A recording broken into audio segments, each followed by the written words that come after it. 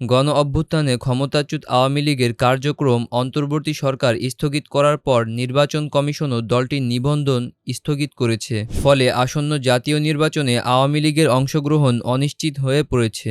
অন্যদিকে জাতীয় পার্টি ও ১৪ দলের নির্বাচনে অংশগ্রহণ নিয়েও বিতর্ক শুরু হয়েছে। অন্তর্বর্তী সরকারের সহযোগী কিছু রাজনৈতিক দল বলছে, আওয়ামী লীগ ও জাতীয় পার্টি উভয়কেই নির্বাচনের বাইরে রাখতে হবে।